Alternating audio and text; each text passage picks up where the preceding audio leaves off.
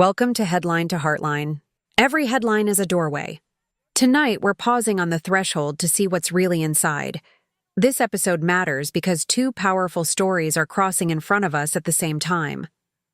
Calls from some Democrats to consider the 25th Amendment after President Donald Trump suggested using cities like Chicago as military training grounds, and renewed online rumors that he's hiding dementia. We're going to separate rumor from record, explain what the 25th Amendment actually requires, and talk about how better information, not louder speculation, helps everyone make sense of a tense moment. First, a clear disclaimer. We are not diagnosing the president or insinuating that he has a mental illness. We're looking at public facts and how they're being used. On the record, the White House physician's note from April 2025 reported a normal neurological exam and a perfect score on the MOCA, which is the Montreal Cognitive Assessment. Think of the MOCA as a quick screen that can flag concerns. It is not a diagnosis, and people can sometimes do better simply by becoming familiar with it.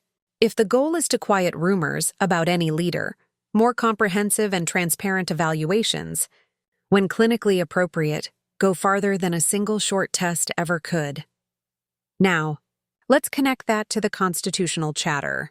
The 25th Amendment lays out what happens if a president can't do the job. Section 4, which is the part people reference most in moments like this, says the vice president and a majority of the cabinet can declare the president unable to discharge his duties. If they do, the vice president immediately becomes acting president while Congress considers the dispute. That is a high bar in both law and politics, and it has never been used against a sitting president. Today, that vice president is JD Vance. Without him and a majority of cabinet secretaries, Section 4 doesn't even start. That's the procedure. The calls you're hearing now are coming from outside the administration, not from inside it. So why are these two threads, ability and health, suddenly intertwined? Critics point to the president's public remarks and speaking style and argue that they raise questions about capacity. Supporters say his policies and schedule show he's fully engaged and that political opponents are pathologizing differences they dislike. The medical record we have is limited but specific. A routine physician's note and a short screening result. Those pieces don't settle every question, but they don't confirm a diagnosis either. In the absence of fuller, independent data, the conversation gets pulled toward interpretation, and interpretation often follows party lines. There's also a search story running alongside this. Some users and reporters say Google's newer AI features, which generate quick summaries called AI overviews, don't show a summary for queries about Trump and dementia, even though similar queries about other public figures sometimes do. Google says the AI feature doesn't appear for every search, especially on sensitive topics or when confidence is low, and the regular web links still show up. To many people, that looks like inconsistency. To others, it looks like caution. For viewers, the practical impact is real.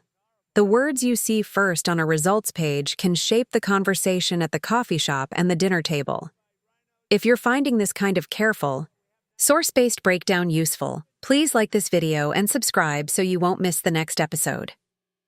Back to the heart of it. The reason the 25th Amendment enters the conversation at all is that it was written to bridge rare, difficult situations, strokes, surgeries, sudden incapacity, when the country needs clarity. It was not written to referee ordinary political conflict, and it does not define unable.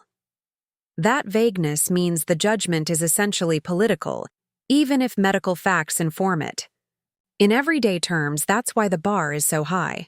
It requires the vice president, a cabinet majority, and, if contested, supermajorities in Congress to keep an acting president in place.